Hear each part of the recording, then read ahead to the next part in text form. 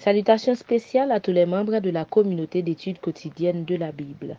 C'est toujours un plaisir pour nous d'être avec vous dans le cadre de notre rubrique d'études de la leçon d'école du sabbat. Nous vous remercions de nous suivre régulièrement. Sachez que c'est pas peine perdue. Nous prions le Seigneur. En ce instant, notre Père, nous allons étudier ta parole. Nous te demandons de nous assister avec ton Saint-Esprit au nom de Jésus. Amen. Nous étudions la leçon 9 qui a pour titre Le fondement du gouvernement de Dieu, verset à mémoriser. Et le dragon fut irrité contre la femme, et il s'en alla faire la guerre au reste de sa postérité, à ceux qui gardent les commandements de Dieu et qui ont le témoignage de Jésus. Apocalypse 12, le verset 17. Aujourd'hui est mardi 28 mai 2024. Nous avons comme sous-titre Le sabbat et la loi. Le mot sabbat de sa racine hébreu, Shabbat, est le 7e jour de la semaine juive, soit samedi, jour de repos dans le judaïsme. Bref, sabbat signifie repos selon sa racine.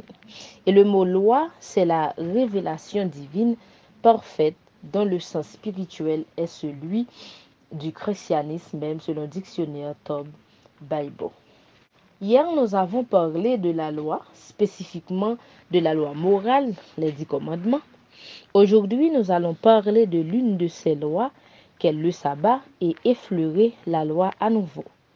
Comme nous pouvons le constater, presque à travers tout le monde, l'on puise de la loi morale pour établir les principes ou les constitutions de chaque nation. Mais on en soustrait le 4e commandement qui parle du sabbat. De ce fait, il s'avère nécessaire de se poser la question pourquoi et de parler aussi à ce sujet. Voyons ce que dit la Bible. Nous lisons ces textes afin de trouver la relation existante entre la création, le sabbat et la loi de Dieu. Lisons Apocalypse 14, versets 6 et 7.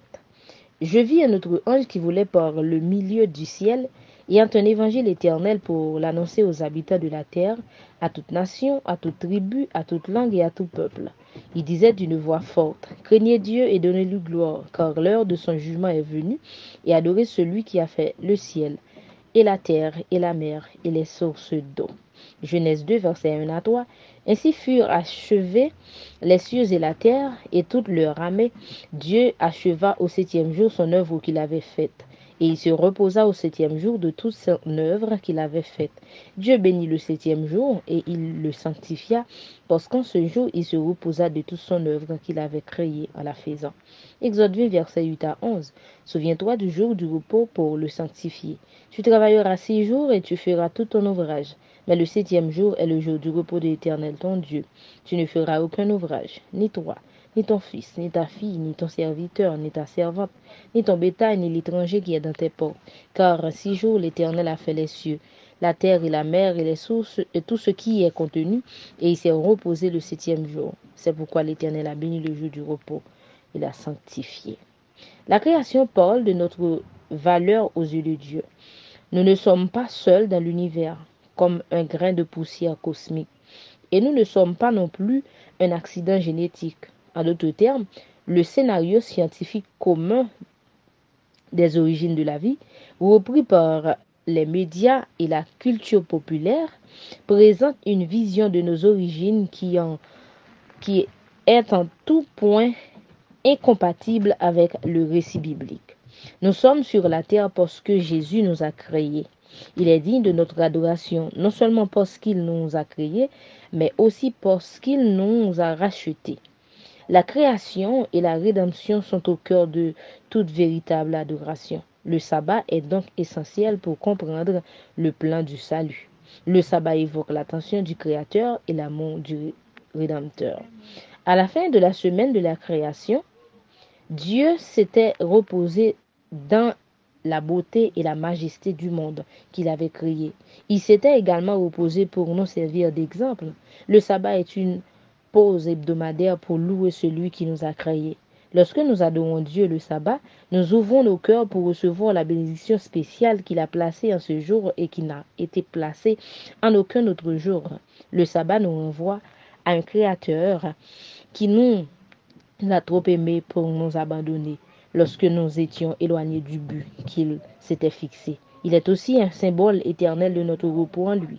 C'est un signe particulier de loyauté envers le Créateur selon Ézéchiel 20, versets 12 et 20, un symbole de repos et non d'œuvre, de grâce et non de légalisme, d'assurance et non de condamnation, de dépendance à l'égard de Dieu pour le salut et non à l'égard de nous-mêmes. Le véritable repos du sabbat est le repos de la grâce dans les bras aimants de celui qui nous a créés, de celui qui nous a rachetés et de celui qui reviendra nous chercher.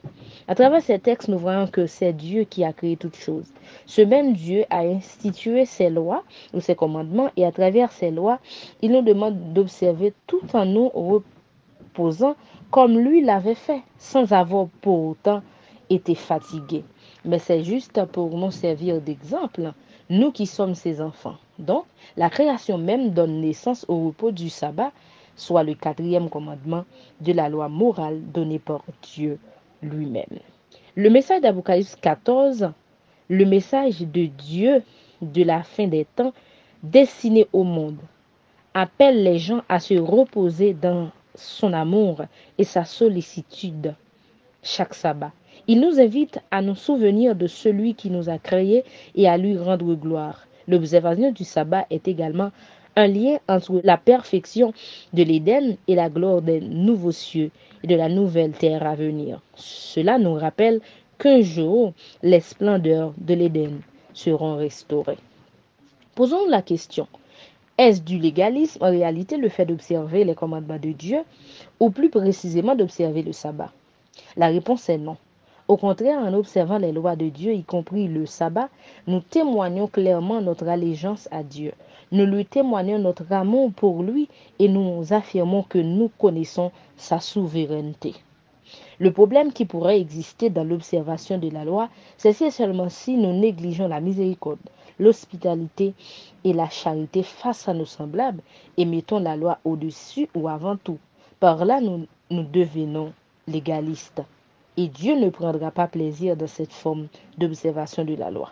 À l'inverse, si vous avez la miséricorde, vous êtes hospitalier, etc., et que vous ne prêtez pas attention aux commandements de Dieu, votre prière même est une abomination selon Proverbe 28, le verset 9. Et toutes ces actions ne serviront presque à rien devant Dieu. En observant le sabbat aussi, ne mettez jamais à l'idée que vous avez mérité de la grâce et de la justice de Dieu pour cela. La loi à elle seule ne pourrait pas nous donner le salut parce que nous sommes pécheurs et nous violons la loi chaque jour. Mais seul le sang de Jésus, son sacrifice sur la croix, peut nous garantir le salut. Mais nous observons la loi parce que nous avons foi en Dieu.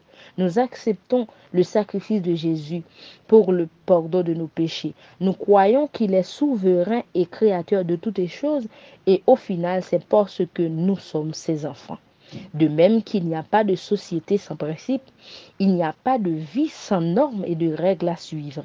Il ne pourrait exister aussi de chrétiens sans l'observation de la loi, qui est la preuve de notre obéissance et notre soumission à Dieu. Et c'est aussi la révélation du caractère de Dieu.